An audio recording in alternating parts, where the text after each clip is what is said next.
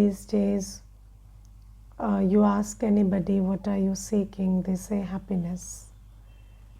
But today I was asking one sister that we are looking for happiness in things and attainments and work and possessions.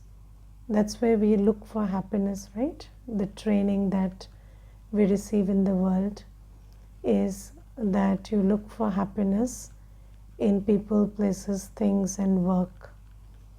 But then, do you find it there? So that girl is a student, that sister is a student, and she told me that, yeah, I think, because I also think that tomorrow maybe I'll find happiness in what I do or who I'm with or what I get.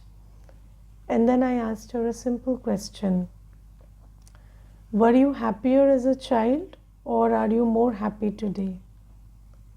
So she said, of course, as a child. So I said, then don't you realize you're losing on happiness every single day, not getting happier? When you are a child, everybody tells you you are a nobody. Yes, and now you're a somebody. You have grades, you have done something, had something. But when you were a nobody, you were happier. And when you are a somebody according to the world, you're less happy. And when you will be, the one that you're aspiring to be, you will be least happy. So that is how it is going. People are telling you that happiness will increase every day, but you keep postponing it. So it's a very interesting thing that Maya does. Maya programs us into thinking that you will be happy. And then Baba says you are happy, and we don't use that. We don't remember the fact that we are happy. We are always fixated with this idea that we will be happy tomorrow. And in that, what we do is we don't use our capacity to be happy today. We don't use our capacity to be happy now. And what that has done is, if you don't use it, you lose it. So every single moment is a moment where you can be in the realization that you are a happy soul and you are the child of the ocean of happiness. And how do you feel happy when you are not feeling happy in the moment? By turning your attention to Baba. So you see that when I was not introduced to Gyan, when even as a little child, so everybody told me that whenever you need something, some power, something, you're not feeling well, so you need power, so you turn your attention to God and He'll give you power. And as an innocent child, I believed that. I tried it and God always gave me power. But nobody told me that turn your attention to God and He will give you happiness, or turn your attention to God and He will give you love. And so we never experimented with it. But now Baba came and told us that I am one thought away. You just turn your attention to me in the soul world and you can experience that I, the ocean of happiness, am giving you happiness, and you just fill yourself with that happiness and shine in your place in the center of the forehead, not just feeling happy but also radiating that happiness through your words, thoughts, acts, everything. So Baba says all your thoughts, your words, your acts should be happy ones. Once you remember me, once you fill yourself with happiness, your thoughts would be happy thoughts, words would be coming from a place of happiness, not from any other emotion. And all your acts, the food you cook, the work you do, they will be filled with happiness. And why I think, this whole discussion about happiness is important, because these days, there is this thing called depression, and most people are suffering from depression. And what is depression? It happens when you postpone your happiness. So, when you fall into the trap of what the world says, you're not allowed to be happy until. And, we are always told that, let's say you got a 70% marks in your school, and then you are happy and you are grinning with joy. And then somebody would come and tell you, what are you happy about? You should be ashamed. You should sit in a corner and feel sorry or sad. And that's when you are told that you're not allowed to be happy until or if this happens or that happens. And I don't know, it's punishment, but it actually becomes punishment, because then you lose your capacity to be happy. And there is this one sister, and she told me something which is really important for everybody to understand. She said that when I was a little kid, I never saw my parents smiling. So they were always very formal and very serious, and they never smiled. And it was a very tight situation where everybody was just meant to do their things and do that perfectly, and everybody was expected to be disciplined and on time. And so she said that I have experienced various degrees of anger, but not the opposite of anger. So everybody was always angry, sometimes to a lesser degree, sometimes to a greater degree. So she said that ever since I was a child, this is all I saw. I saw angry faces, irritated faces, and everybody was angry and serious all the time. And then when I went to school, I found those school children very weird, because they were smiling and laughing. And I thought maybe there's a problem with them. Why do they smile so much, or why do they laugh so much? And then I don't know, I had this strange sense that maybe, it's not okay to laugh and smile that much, which was somewhere instilled in me. And then even in school, I was the same person that my parents were at home. So even when my friends laughed or they were smiling and giggling, so I always felt that they're very cheap, smiling all the time, and I'm the highbrow one, the one who is serious and very, very gathered and very proper, and I'm not giving into these kind of things. And then she said, now that I'm all grown up and now I'm working, and now I realize that I've been depressed for very long. And I went to see the doctor also, and I took medicines also for some time, but strangely nothing works. So she was just explaining this situation which where she doesn't feel happy at all. So she said, even when I eat stuff, or I'm with friends, or I'm doing something, or my salary comes, I'm never happy. I'm just the same. It's very difficult to make me smile. And she was explaining all this, and then I said, so I told her that ever since you came, you have been describing that you do not know how to be happy, or you do not understand happiness, or you do not experience happiness. But if it was so, then how do you know you are sad? So obviously you know what happiness is, isn't it? So she said, I don't know. So I said, no, you know, right? Just just write an essay on how you want to be. So you are obviously, when you went to the doctor, when you are trying things, you are going for running or walks, or you're trying many things to get better. So what is it that you're aiming at? What is the image in your mind? So she said, I want to be in a state where I feel enthusiastic and zealous. And, so I said, so you know what happiness is, don't you? So instead of, investing so many thoughts and so many seconds in describing your unhappiness, why don't you do the same for describing your happiness?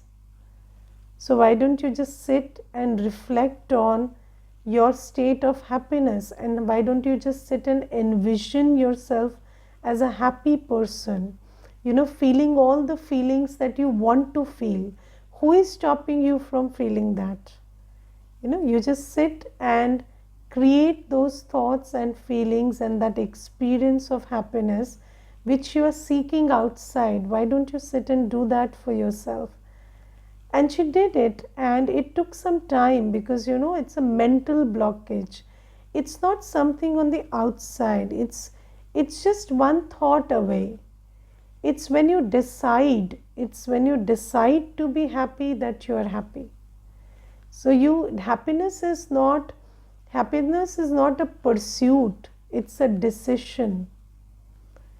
It's a decision you take for yourself that I am happy and I want to experience that all the time by turning my attention to my state of happiness. So even if it's not triggered by anything outside, you can create your version of a happy person and sit and dwell on that image and relish it. And you can turn your attention to Baba and draw in that happiness from Baba. So this is what, and when this was taught, it became so easy for that soul. So Baba says, this is something that we need to imbibe and we need to teach everybody, because people are just going on describing their sorrow and their peacelessness and their unhappiness, and what is happening is, whatever you describe too much gains power. So when you put something into words, when you go describe it, then you're giving power to it. When you're thinking about it, when you're speaking about it, when you're doing actions motivated by that emotion, you are reinforcing it. And if you just did the opposite, then that would shift to a different state. So Baba is telling us all of this, and today Baba is telling us something very important. Baba is telling us that just don't have the aim that, I want to remember Baba, I want to be happy. No, the aim is also to bring everybody closer to self-awareness and to Baba's remembrance. Yes, so, but the important thing is, you will always share what you do, not what you know. Sometimes you think that you know so much because you are every day listening to the Murli. So when an opportunity comes, you will share what you know. But do you know, you are not capable of sharing what you know. You are only capable of sharing what you do. And it's not a forwarded message that, just copy paste. No.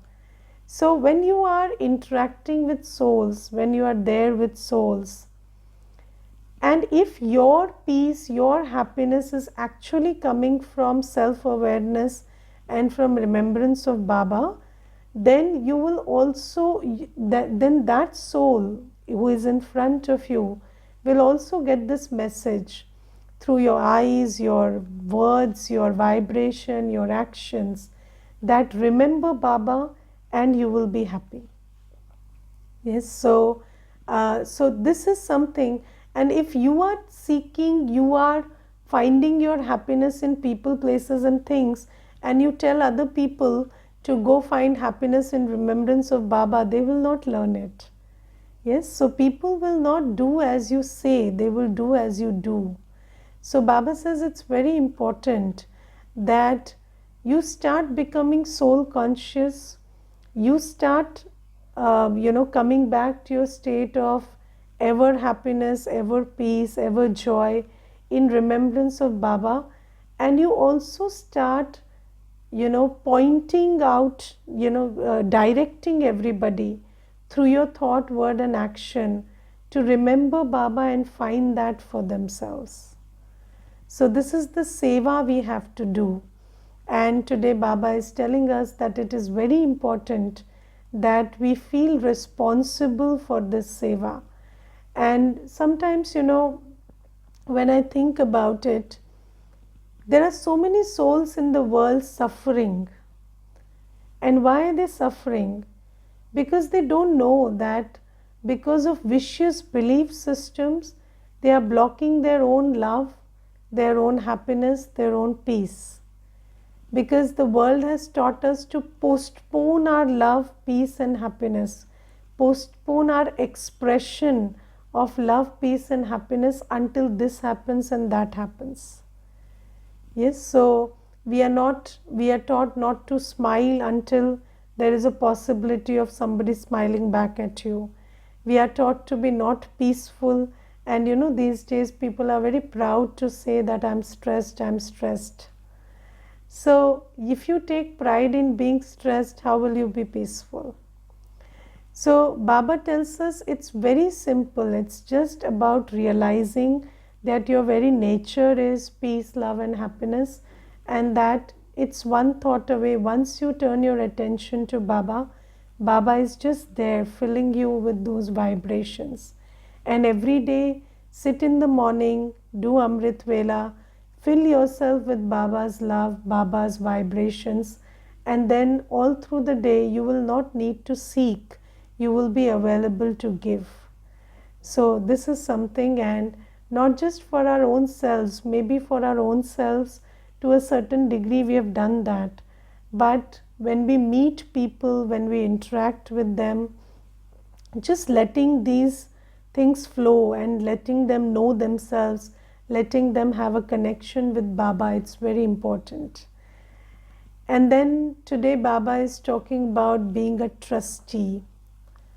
So if you think about it, this whole concept of a trustee is a response to corruption.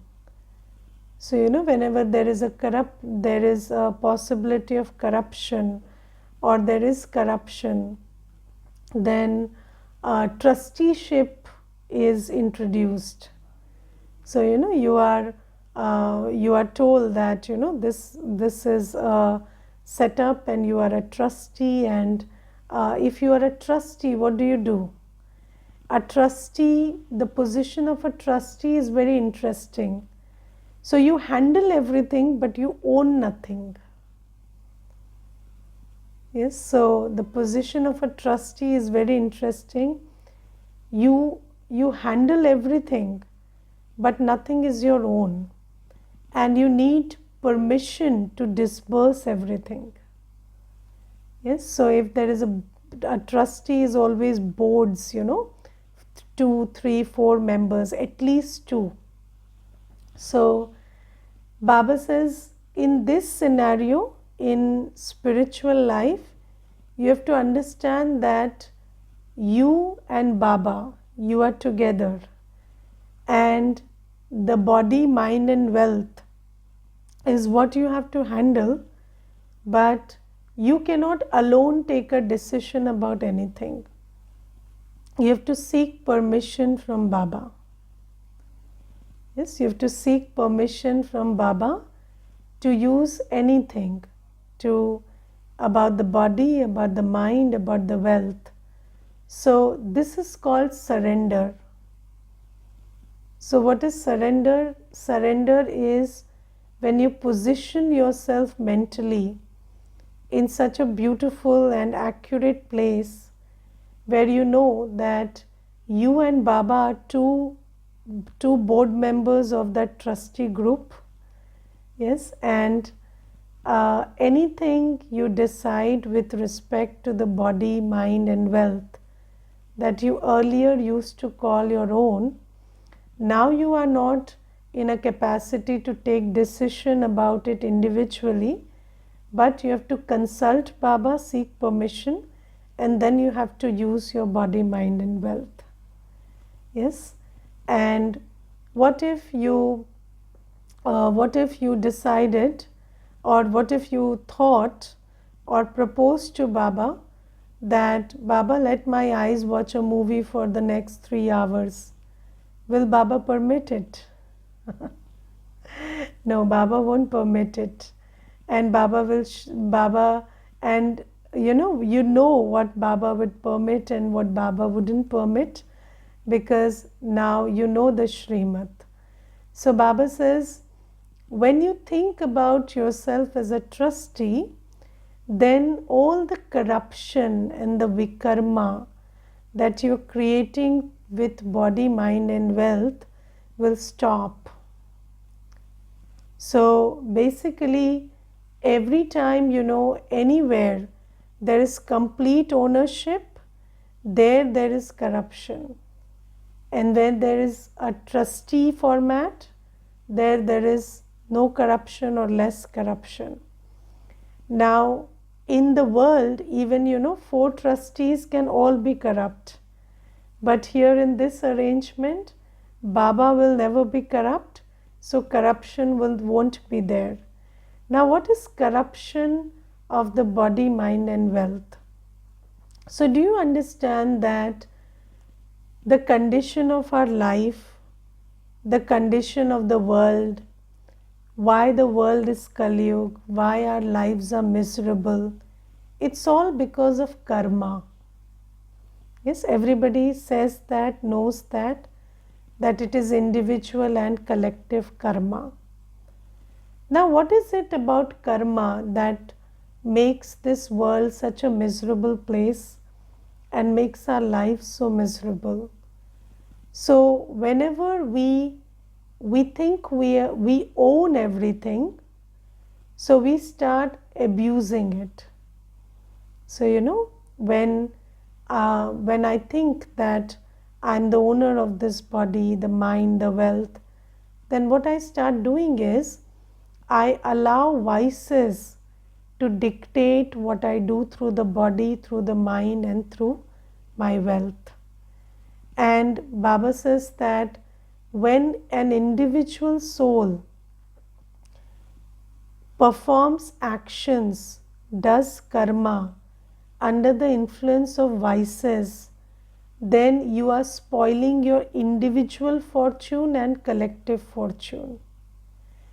But do we understand this? Do we appreciate this law enough?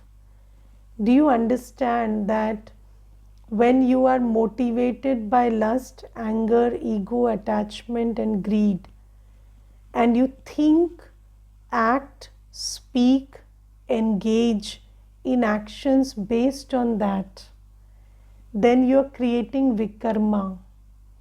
Do you appreciate this enough? Do you understand that, when you are using your body for sensual pleasure, or you are engaging your senses in sensual pleasure, or in your relationships you are acting out of attachment or lust, or you are thinking thoughts based on ego and anger, or you are speaking out of anger, then you are creating a vikarma which is spoiling your fortune and the fortune of others, which is, spoiling the collective fortune of the planet also. Do you understand your karmic footprint? Because, the world has taken a lot of time to understand something as gross as the carbon footprint.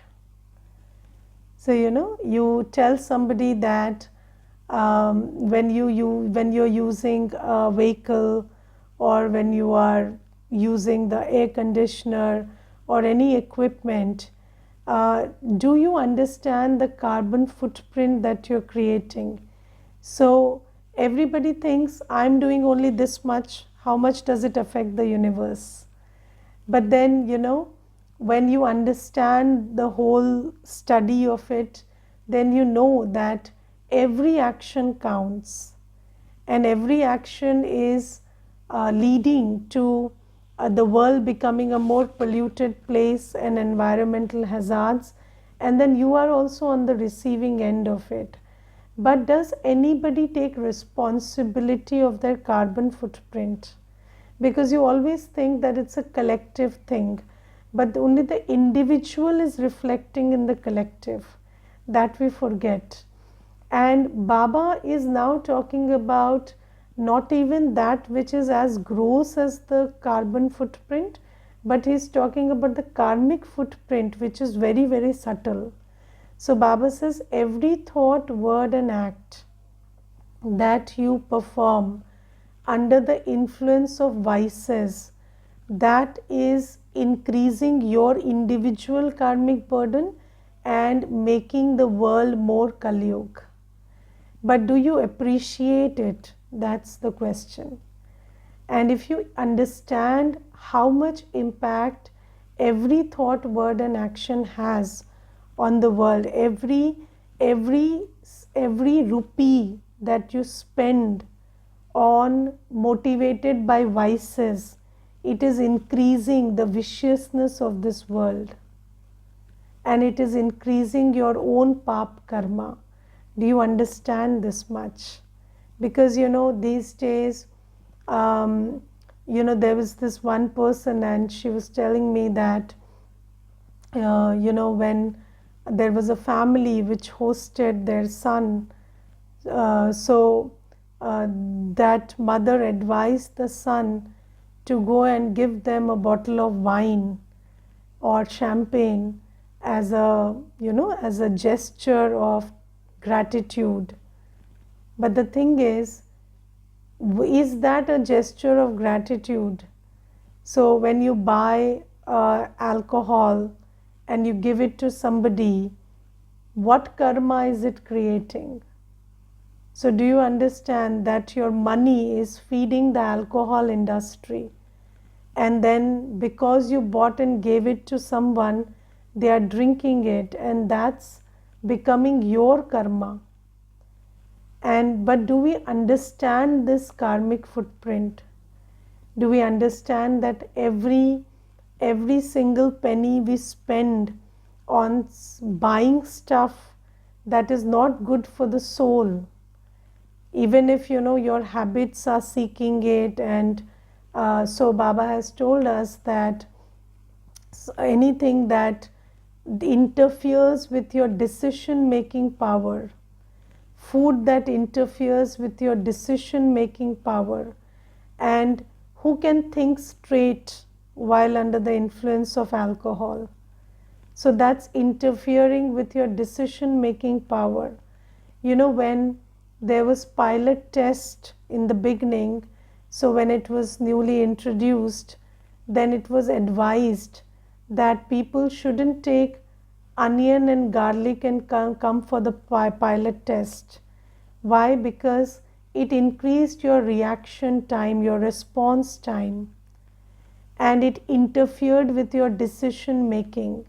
So when Baba says that onion, garlic, and non-vegetarian food, or these alcoholic drinks, or Baba says anything that is called tamasic, don't take it. Why does Baba say it?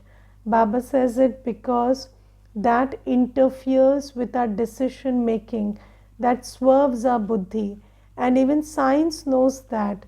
That when you are under the influence of alcohol, you don't think straight, you are not making good decisions at that time. That somebody who is eating onion, garlic, or non-vegetarian food, their response time is changing, and if you look at studies are showing that. But do we understand the impact of these little actions? Do we understand the impact of consuming, buying, gifting, all of these things? Do we understand the impact of engaging in sensual pleasure, which is making us very, very dependent on the senses, and it is making us body conscious? And do we understand that when we are spending money for others to also engage in sensual pleasure, you are creating that karma? So Baba says, your body, mind and wealth, all the vikarma that is created in the world is done through these. So your actions of the body, through the mind, through wealth, that is what is responsible for your own misfortune and for the condition of the world. And this is why Baba says it is high time that we start realizing that we are not doing a good job by knowing that this body, this mind, this wealth is mine, and making Baba the trustee and becoming the co-trustee, and not doing anything through the body, mind and wealth without permission from Baba. So just those actions I engage in with which Baba allows. And so this is one aspect of it, the karma aspect. Another aspect of being a trustee is also about setting boundaries. So, when your karma, when what you do through the body, mind and wealth is within the boundary of Srimad, then you are also less vulnerable. So, let me give you one very simple example. So, when I was not in Gyan, boundary setting was a very big question always. So, you have to decide for yourself that individually in every scenario, what is my physical boundary with this person? So, do I stand 3 feet away? Do I stand 2 feet away? Do I, sit just beside that person? Am I allowed to hug that person? What is my physical boundary? Yes? Or what is my emotional boundary? So with every individual case, you have to take a decision that, you have to get less emotional here, more emotional there. Sometimes you get less emotional and then you feel you didn't do enough. And sometimes you get very emotional and then you feel like a fool later on. And then there are financial boundaries also, how much to spend, where not to spend. And then, you went to this marriage and you gave this much, and then why not give that much to another person you're going to for marriage, or whether you should give less or more. So there was always this question of what to do, how much to do, and it was too much of decision making. But ever since I became a trustee, these questions have become very simple to answer. So Baba gives us very clear directions about these boundary setting also. For example, physically Baba has told us your body, your clothes shouldn't touch another person's body and clothes. So, you have to be at such a distance, and then don't sit on the same bed, or don't share a bed, or when you're sitting with somebody, there has to be a minimum distance. And all of these things we have learned through Srimad. So Baba is giving us this Srimad very accurately about physical boundaries, and doesn't matter with who. So, even if it's my parents or Lokik parents or whoever, we don't go and hug. We don't go and, so, it's not within our boundary. So, how do we express our love for another soul? We give drishti. So, you give very nice drishti. And Baba has given us this very beautiful method. You meet anybody, give drishti. Sit in Baba's remembrance, give them drishti. that will communicate, that spiritual love that's flowing, that's Baba's love flowing through you to the other soul. And that's how you communicate your love. And you don't need to cross your physical boundary to show your affection. So that's something that Srimad has told us. And then about the mind. So don't take sorrow, don't give sorrow. So don't engage in any thought which is based on vices. So no criticism, no thinking about anybody's weakness. That's not allowed. And then don't take sorrow. So my mind is a pure place, my mind is the temple of Baba. So Baba lives in my mind. Baba works through my mind. So my mind is a very pure place. I do not allow anybody's sorrow to enter my mind. So even if somebody speaks in a manner which I don't approve of, it's okay. But I cannot fill my mind with dirt because somebody is speaking dirty. So my mind is a sacred place. So there is a boundary for the mind. So don't take sorrow, don't give sorrow. So when you give sorrow also, you create sorrow. You think viciously, and that contaminates your mind, or that fills it with garbage. And then when you take sorrow also, you're dirtying your mind. So don't do that. That's the boundary for the mind. So under no circumstances we take sorrow or give sorrow. And then with wealth, Baba has told us that your wealth is for Vishwa Kalyan, for making this world heaven. So my wealth is committed to settling karmic accounts, which is, Baba says you have a karmic account with your parents or with your children. So you have created them, so it's your duty to raise them until they grow up. And with your parents, because you've taken from them, so there is a karmic account. So settle that. So that much we are allowed. But apart from that, my wealth is just, to sustain my sattvic lifestyle and for yajna seva. So Baba says all your money has to be used to make Bharat into heaven. So this is my boundary for wealth. So even if, you can never go wrong when you are under the boundary of Srimad.